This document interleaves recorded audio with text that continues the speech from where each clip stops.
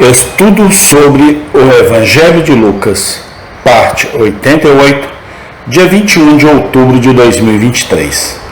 A porta estreita. Lucas, capítulo 13, versículo 22 ao versículo 30. E percorria a cidade e as aldeias, ensinando e caminhando para Jerusalém. E disse-lhe um: Senhor, são poucos que se salvam? E ele lhe respondeu: Porfiai por entrar pela porta estreita, porque eu vos digo que muitos procurarão entrar e não poderão. Quando o pai de família se levantar e cerrar a porta, e começardes de fora a bater a porta, dizendo: Senhor, Senhor, abre-nos, e respondendo ele, vos disser: Não sei de onde vós sois, então começareis a dizer: Temos comido e bebido na tua presença, e tu tens ensinado nas nossas ruas. E ele vos responderá: Digo-vos que não vos conheço, nem sei de onde vós sois. Apartai-vos de mim, vós todos os que praticais a iniquidade. Ali haverá choro e ranger de dentes. Quando virdes Abraão, Isaque e Jacó e todos os profetas no reino de Deus, e vós lançados fora. E virão do Oriente e do Ocidente e do Norte e do Sul, e assentar-se à mesa no reino de Deus. E eis que derradeiros serão os primeiros, e primeiros serão os derradeiros. Lucas 13, 22, 30. Vemos nesses versículos uma pergunta notável feita. Dizem-nos que um certo homem disse a Jesus: Senhor, apenas algumas pessoas serão salvas? Não sabemos quem foi esse inquiridor. Ele pode ter sido um judeu hipócrita, treinado para acreditar que não havia esperança para os gentios e nenhuma salvação para ninguém além dos filhos de Abraão. Ele pode ter sido um brincalhão ocioso com a religião, que estava sempre perdendo seu tempo com perguntas curiosas e especulativas. De qualquer forma, todos devemos sentir que ele fez uma pergunta de profunda e importante importância. Aquele que deseja saber o número dos salvos no tempo presente, precisa apenas recorrer à Bíblia, e sua curiosidade será satisfeita. Ele lerá estas palavras solenes no Sermão da Montanha: Estreita é a porta, e apertado o caminho que conduz à vida, e poucos são os que a encontram. Mateus 7,14. Ele tem apenas que olhar ao seu redor e comparar os caminhos de muitos com a palavra de Deus, e ele logo chegará à conclusão, se for um homem honesto, que os salvos são poucos. É uma conclusão terrível. Nossas almas naturalmente se afastam disso, mas as Escrituras e os fatos se combinam para nos calar a isso. A salvação ao máximo é oferecida aos homens. Todas as coisas estão prontas da parte de Deus. Cristo está disposto a receber pecadores, mas os pecadores não estão dispostos a vir a Cristo. E, portanto, poucos são salvos. Vemos, em segundo lugar, nesses versículos, uma exortação impressionante dada. Dizem-nos que, quando perguntaram ao nosso Senhor Jesus Cristo se poucos seriam salvos, ele disse: Esforçai-vos por entrar pela porta estreita.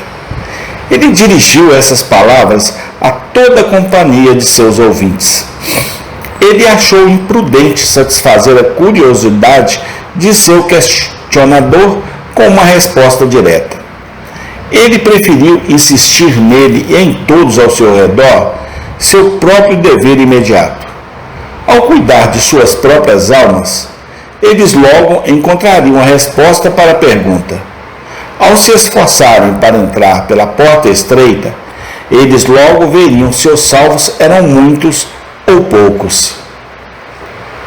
O que quer que os outros façam na religião, o Senhor Jesus quer que saibamos que nosso dever é claro, o portão é estreito, o trabalho é ótimo. Os inimigos de nossas almas são muitos. Devemos estar de pé e fazendo. Não devemos esperar por ninguém. Não devemos perguntar o que outras pessoas estão fazendo e se muitos de nossos vizinhos, parentes e amigos estão servindo a Cristo.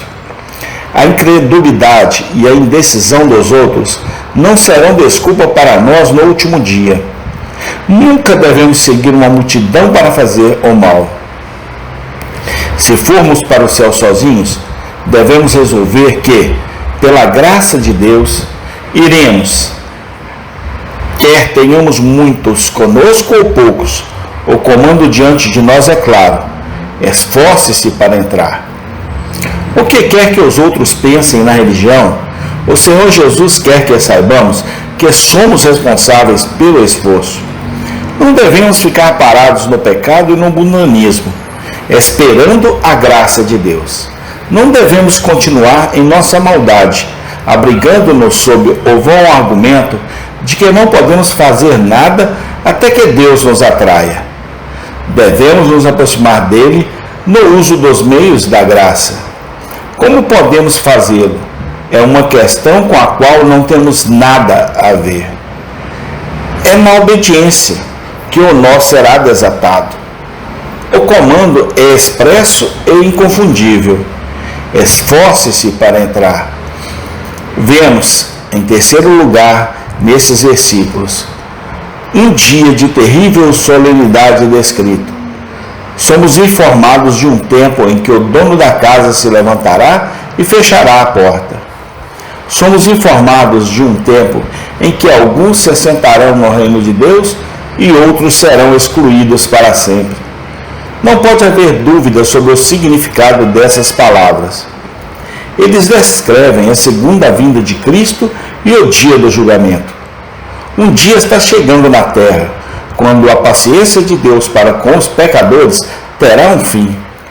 A porta da misericórdia, que esteve aberta por tanto tempo, finalmente será fechada. A fonte aberta para todo pecado e impureza será finalmente fechada. O trono da graça será removido, e o trono do julgamento será estabelecido em seu lugar. O grande tribunal do mundo começará. Todos os que são achados impenitentes e incrédulos serão expulsos para sempre da presença de Deus.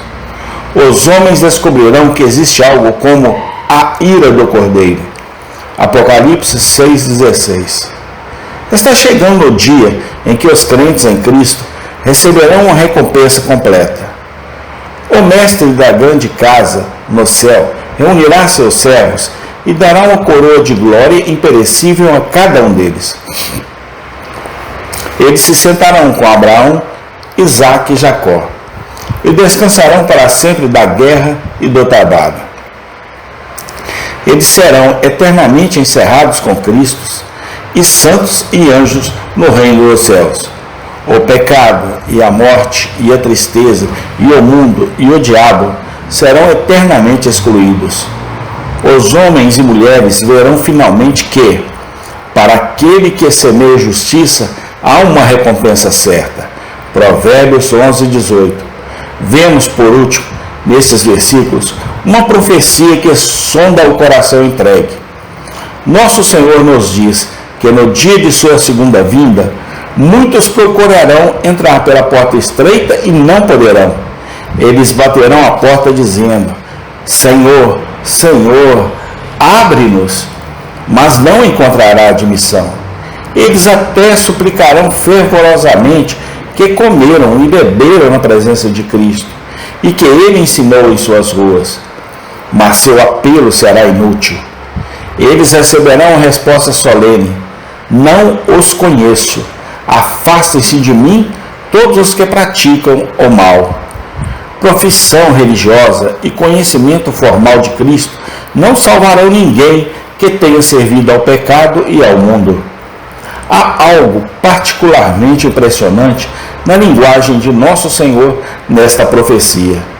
Revela-nos o fato solene de que os homens podem ver o que é certo quando for tarde demais para serem salvos.